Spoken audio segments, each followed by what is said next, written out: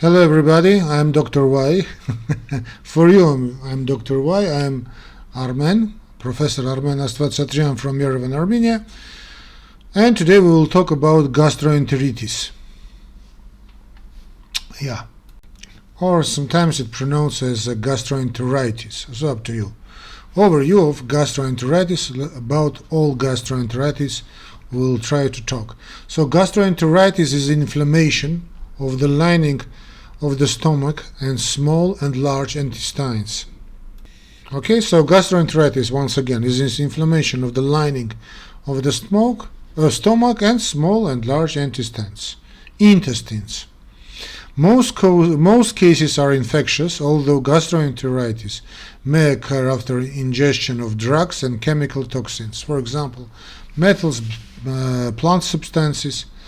Acquisition may be foodborne. Acquisition may be foodborne, waterborne, person-to-person spread, or occasionally through zoonotic spread. In the United States, an estimated 1 in 6 people contracts foodborne illness each year. Symptoms include anorexia, nausea, vomiting, diarrhea, and abdominal discomfort. Diagnosis is a clinical or by stool culture. Although polymerase chain reaction testing and immunoassays are increasingly used. Treatment is symptomatic, although some parasitic and some bacterial infections require specific anti-infective therapy. Most episodes of gastroenteritis are self-limited, but cause uncomfortable symptoms. Electrolyte and fluid loss is usually little more than an inconvenience to an otherwise healthy adult, but can be grave for people who are very young, who are older, or who are immunocompromised or have serious concomitant illness. In the United States, about 48 million people contract a foodborne illness each year. Worldwide, an estimated 1.6 million people die each year of infectious gastroenteritis. Although high, this number represents a significant decrease from previous mortality. Improvements in water sanitation in many parts of the world and appropriate use of oral rehydration therapy for infants with diarrhea are likely responsible for the decrease. About etiology, infectious gastroenteritis may be caused by viruses, bacteria, or parasites. Right? Parasites. Many specific organisms will be discussed further, but anyway. Viral gastroenteritis. Viruses are the most common cause of gastroenteritis in the United States, for example, and most viral gastroenteritis is caused by norovirus, rotavirus. Most other viral gastroenteritis infections are caused by astrovirus or enteric adenovirus. Astrovirus can affect people of all ages, but usually infects infants and young children. In temperate climates, infection is most common in winter months and in tropical regions. Infection is more common in summer months. Transmission is by fecal-oral route. Incubation is 3 to 4 days. Transmission is by the fecal-oral route. Incubation is 3 to 4 days. Adenoviruses are the fourth most common cause of childhood viral gastroenteritis.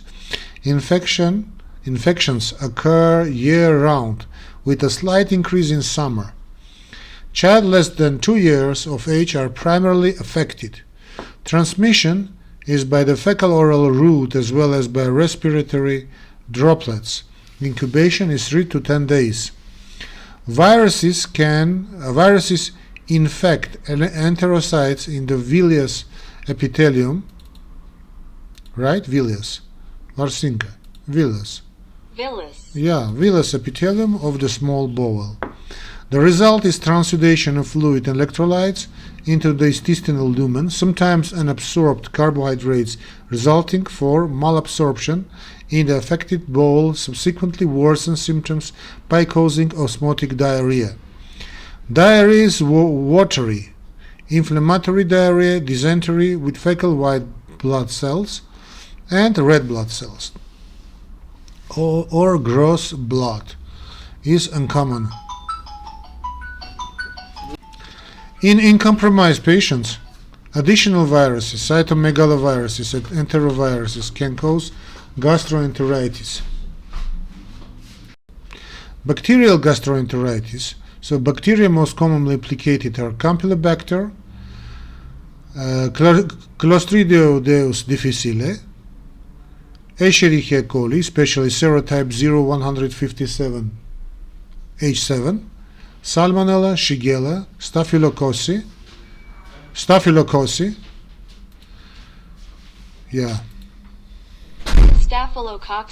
Staphylococci causing staphylococcal fluid poisoning. Bacterial gastroenteritis is less common than viral. Bacteria cause gastroenteritis by several mechanisms. Enterotoxins are produced by certain species. For example, species. Vibrio cholerae.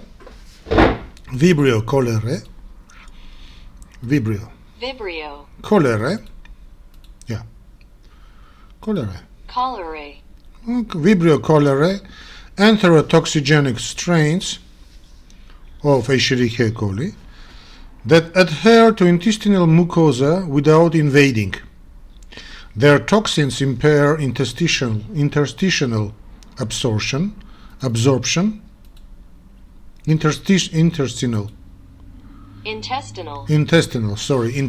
absorption, and cause secretion of electrolytes and water by stimulating adenylate cyclase.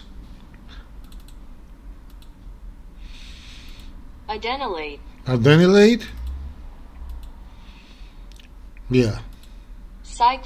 Adenylate cyclase, resulting in watery diarrhea.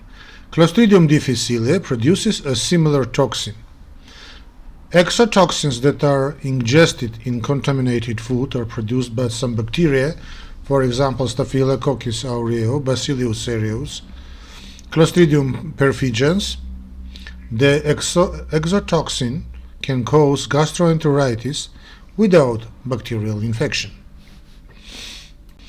These toxins generally cause acute nausea, vomiting, and diarrhea within 12 hours of ingestion and contaminated food. Symptoms abate within 36 hours. Mucosal invasion occurs with other bacteria, for example Shigella, Salmonella, Campylobacter, Clostridium difficile, some Escherichia coli subtypes, that invade the mucosa of the small bowel or colon and cause ulceration, bleeding, exudation of protein-rich fluid, and secretion of electrolytes and water. The invasive process and its results can occur whether or not the organisms produce the enterotoxin. The resulting diarrhea has evidence of the invasion and inflammation, with leukocytes and red blood cells present on microscopy and sometimes with gross blood. Salmonella and Campylobacter are common bacterial causes of diarrheal illness in the United States. Both infections are most frequently acquired through undercooked poultry. Unpasteurized milk is also a possible source. Campylobacter is occasionally transmitted from dogs or cats with diarrhea. Salmonella can be transmitted by consuming undercooked eggs and by contact with reptiles, birds, or amphibians.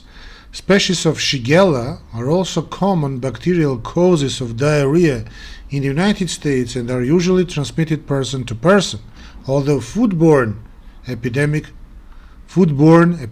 occur. Shigella dysentery type 1 not present in the United States produces Shiga toxin, which can cause hemolytic uremic syndrome. Escherichia coli gastroenteritis can be caused by several different subtypes of the bacteria. The epidemiology and clinical manifestation vary greatly depending on the subtype. In the past, Clostridium difficile infection occurred almost exclusively in hospitalized patients receiving antibiotics. With the emergence of the hypervirulent NAP1 strain in the United States in the late 2000s, many community-associated cases are now occurring. Clostridium difficile is now probably the most common bacterial cause of diarrhea in the United States. Clostridium difficile is now probably the most common bacterial cause of diarrhea in the United States. Several other bacteria causes gastroenteritis, but most are uncommon in the United States. Yersinia enterocolitica can cause gastroenteritis or a syndrome that mimics appendicitis because patients may have pain in the right lower quadrant. It's transmitted by the undercooked pork, unpasteurized milk, or contaminated water. Several Vibrio species, for example, parahemolytics, some Vibrio species. Vibrio, right?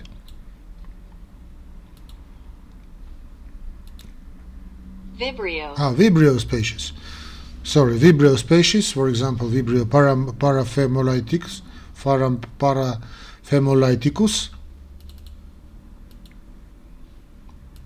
Parahemolyticus causes diarrhea after ingestion of undercooked seafood. Vibrio cholerae sometimes cause severe dehydrating diarrhea in regions where people lack access to clean drinking water and sanitary disposal of human waste, and is particular concern after natural disasters or in refugee camps.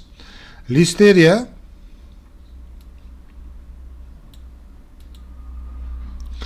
Yes. So, Listeria can rarely cause foodborne gastroenteritis, but more often causes bloodstream infection or meningitis in pregnant women, neonates, or older people. Aeromonas is acquired from swimming in or drinking contaminated fresh or brackish water. Aeromonas.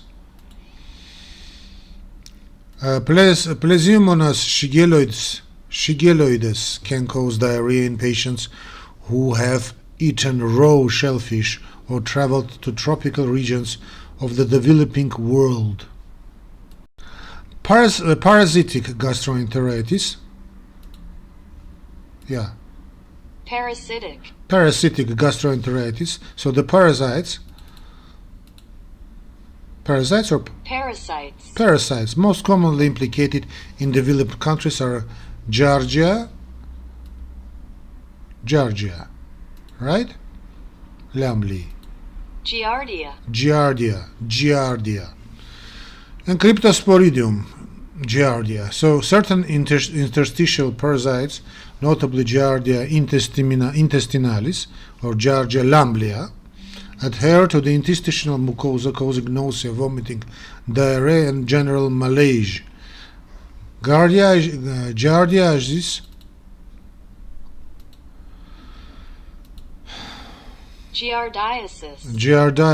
occurs in every region of the United States and throughout the world. The infection can become chronic and cause malabsorption syndrome that can be misdiagnosed as irritable bowel syndrome. By the way, it's usually acquired via person-to-person transmission, often in the day-rare centers, or from ingestion of sites in the contaminated water or food.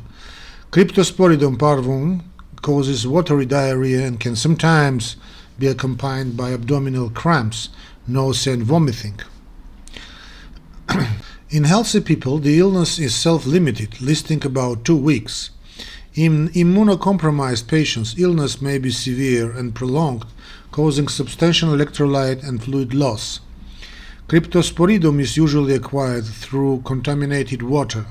It's not easily killed, Cryptosporidum.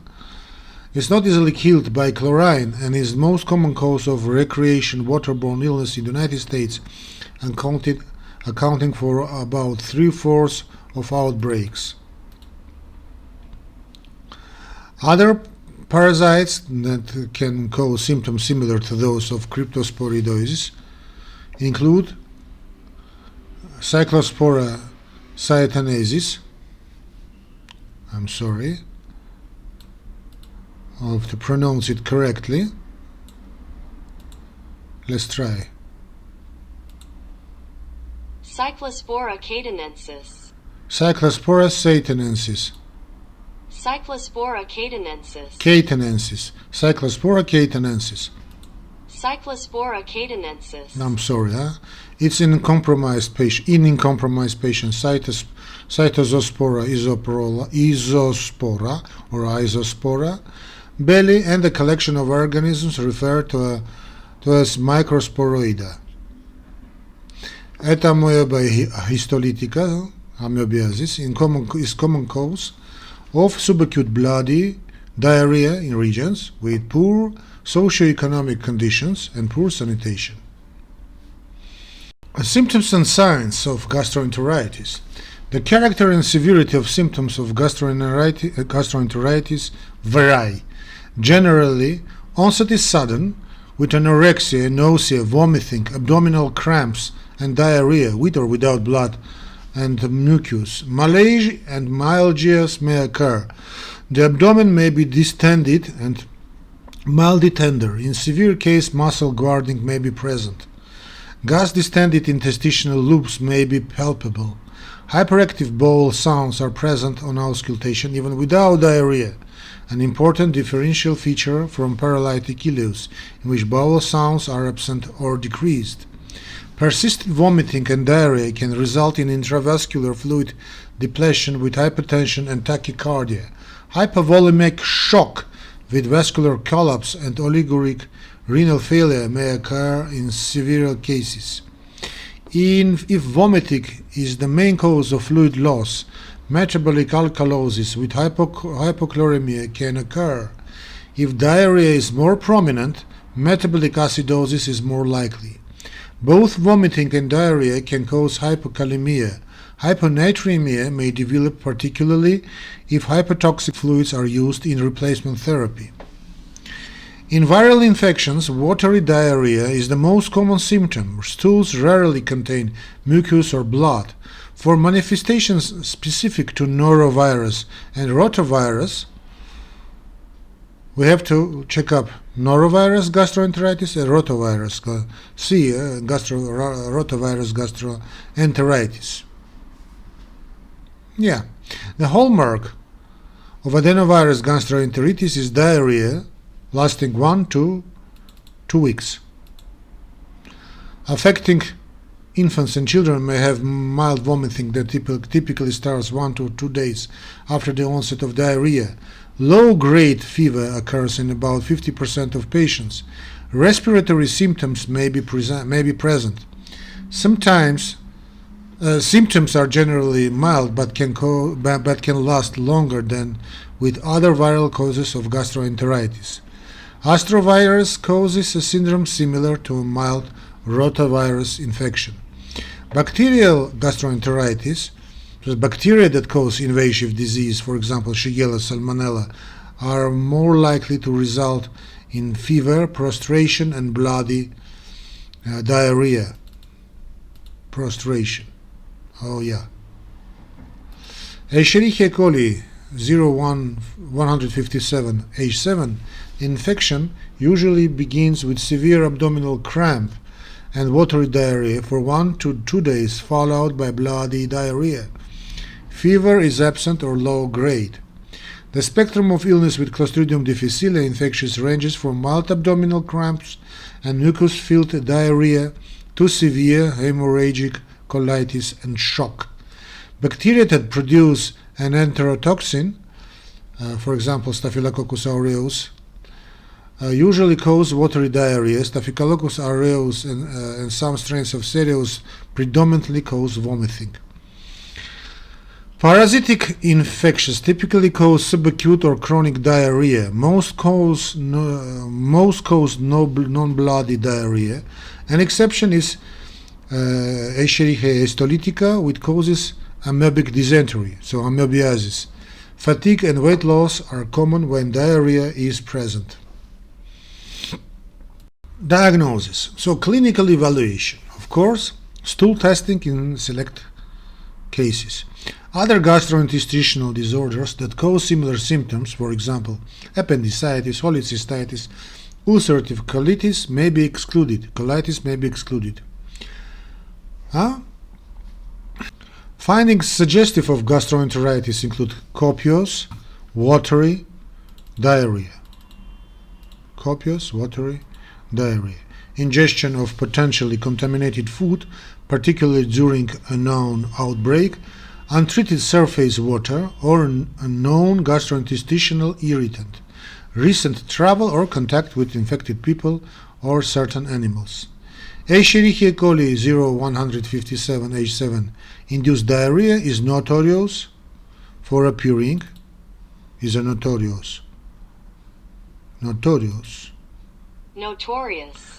appearing to be hemorrhagic rather than an infectious process, manifesting as gastrointestinal bleeding with little or no stool. Hemolytic uremic syndrome may follow as an evidence by renal failure and hemolytic anemia. Right? Hemolytic anemia. Okay, let it be hemolytic uremic syndrome. No? Hemolytic uremic syndrome. Hemolytic uremic syndrome. So may follow as evidence by renal failure and hemolytic anemia. Recent oral antibiotic use within 3 months may raise suspicion for Clostridium difficile infection. However, about 1/4 of patients with commonly associated Clostridium difficile infection do not have a history or recent antibiotic use. Stool testing is guided by clinical findings and the organisms that are suspected based on patient history and epidemiologic factors. For example, immunosuppression, exposure to a known outbreak, recent travel, recent antibiotic use. Okay, cases are typically stratified into acute watery diarrhea, subacute or chronic watery diarrhea, acute inflammatory diarrhea, multiplex polymerase chain reactions platforms that can identify causative organisms in each of these categories are being used more often. However, this testing is expensive, and because the categories are often distinguishable clinically or these disease courses are self-limiting, it's usually more cost-effective to test for specific microorganisms depending on the type and duration of diarrhea. In addition, polymerase chain reaction testing does not allow for antibiotic susceptibility testing. Acute watery diarrhea is probably viral and testing is not indicated unless the diarrhea persists. Although rotavirus and enteric adenovirus infections can be diagnosed using commercially available rapid assays that detect viral antigen in the stool, these assays are rarely indicated. Subacute and chronic watery diarrhea require testing for parasiticosis, typically with microscopic stool examination for oval and parasites. Fecal antigen tests are available for Giardia, Cryptosporidia, and Entamoeba histolytica, and more severe than microscopic stool examination, and more sensitive, sensitive than microscopic stool examination. Absolutely agree with the authors. Acute inflammatory diarrhea without gross blood can be recognized by the presence of leukocytes on stool examination. Patients should have stool culture for typical enteric pathogens, for example, Salmonella, Shigella, Campylobacter, Escherichia coli. Acute inflammatory diarrhea with gross blood blood should also prompt testing specifically for Escherichia coli 0157H7, as should non-body diarrhea during a non-specific. Specific cultures must be requested because this organism is not detected on standard cool culture media. Alternatively, a rapid enzyme assay for the detection of Shiga toxin in stool can be done. A positive test indicates infection with Escherichia coli or one of the other serotypes of enteromorphic Escherichia coli. Shigella species in the United States do not produce Shiga toxin. Actually, why? No idea. However, a rapid enzyme assay is not as sensitive as culture. Polymerase chain reaction testing is used to detect Shiga toxin in some centers. Adults with grossy blood diarrhea may require endoscopic evaluation, sigmoidoscopy, or colonoscopy for further evaluation. Candidates for endoscopy include at-risk patients such as those with history of inflammatory bowel disease or immunocompromise in the case of suspected cytomegalovirus colitis. Appearance of the colonic mucosa may help diagnose amoebic dysentery. Dysentery.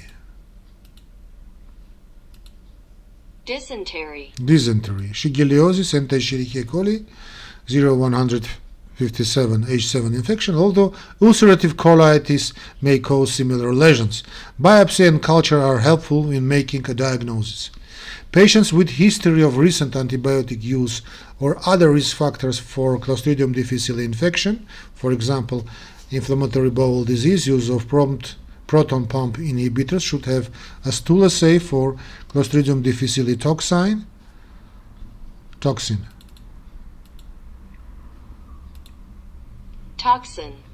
Toxin by testing should also be done in patients with significant illness even when these risk factors are not present, because about 25% of cases of Clostridium difficile infection currently occur in people without identified risk factors. Historically, enzyme immunoassays for toxin A to B were used to diagnose Clostridium difficile infection. However, nucleic acid amplification tests targeting one of the Clostridium difficile toxin genes or other regulator have been shown to have higher sensitivity, and now the diagnosis test of choice in most cases. Serum electrolytes, blood urea nitrogen, and creatinine should be obtained to evaluate hydration and acid-based status in patients who appear seriously ill. Complete blood count is non-specific, although eosinophilia may indicate parasitic infection. Eosinophilia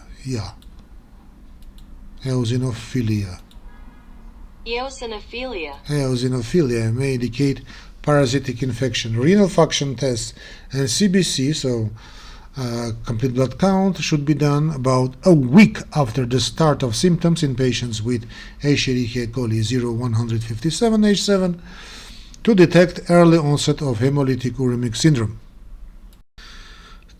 Treatment: oral or intravenous rehydration. Rehydration.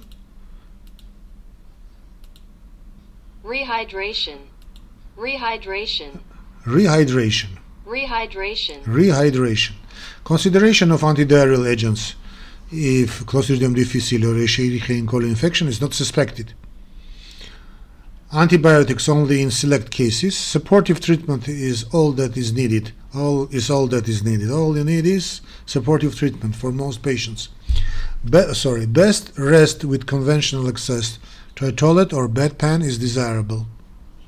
Oral glucose electrolyte solutions, both or bouillon, may prevent dehydration or treat mild dehydration. Even if vomiting, the patient should take frequent small sips of such fluids. Vomiting may abate with volume replacement. For patients with Escherichia coli 0157H7 infection, rehydration with isotonic intravenous fluids may attenuate the severity of any renal injury should hemolytic uremic syndrome develop. Children may become dehydrated more quickly and should be given an appropriate rehydration solution. Carbonated beverages and sports drinks lack to correct ratio of glucose to sodium and thus are not appropriate, particularly for children less than 5 years. If the child is breastfed, breastfeeding should continue. If vomiting is protracted,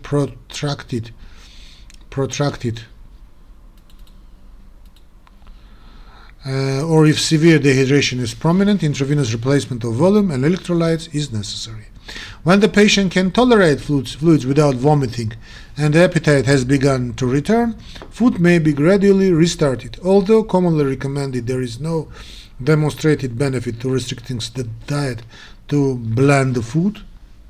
Cereal, for example, gelatin, bananas, toast, bland food. Bland. No, plant food. Okay, some patients have temporary lactose intolerance.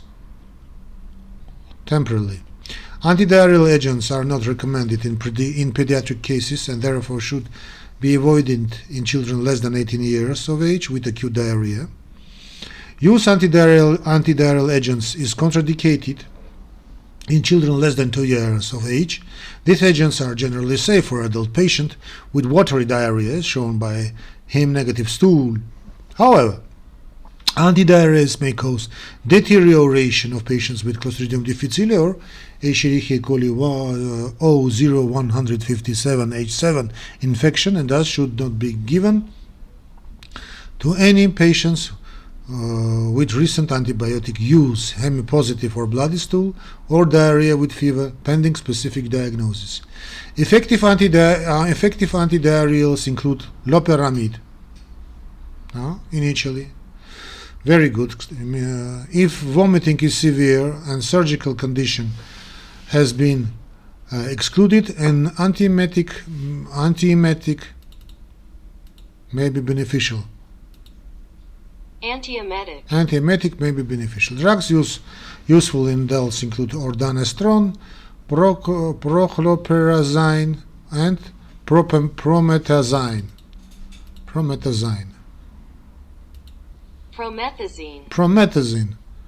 So this is prochlorperazine. Okay, ordanestron is safe and effective in decreasing nausea and vomiting in children and adults, including those with gastroenteritis. Although probiotics appear to briefly shorten the duration of diarrhea, there is insufficient evidence that they have affected major clinical outcomes. For example, decrease the need for intravenous hydration or hospitalization to support their routine use in the treatment of prevention of infection diarrhea. So empiric antibiotics are generally not recommended except for certain cases of traveler's diarrhea or when suspicion of Shigella and Campylobacter infection is high. Okay. So concerning prevention, the live-attenuated oral rotavirus vaccines are available that are safe and effective against the majority of strains responsible for disease. Rotavirus immunization is a part of the recommended infant vaccination schedule. Actually, no idea about that. Prevention of infection is complicated by the frequency of asymptomatic infection and the ease with which many agents, particularly viruses, are transmitted from person to person. In general, proper procedures for handling and preparing food must be followed.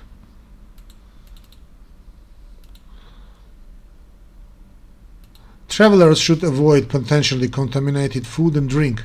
To prevent recreational waterborne infections, people should not swim if they have diarrhea. Infants or toddlers should have frequent diaper checks and should be changed in a bathroom and not near the water. Swimmers should avoid swallowing water when they swim.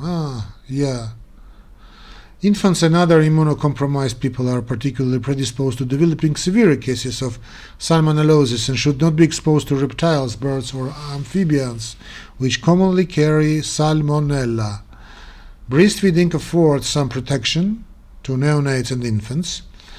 Caregivers should wash their hands thoroughly with soap and water after changing diapers and diarrhea changing areas should be disinfected with a freshly prepared solution of 1 to 64 household bleach, so 1.4, not half, 1/4 cup diluted in 1 gallon of water.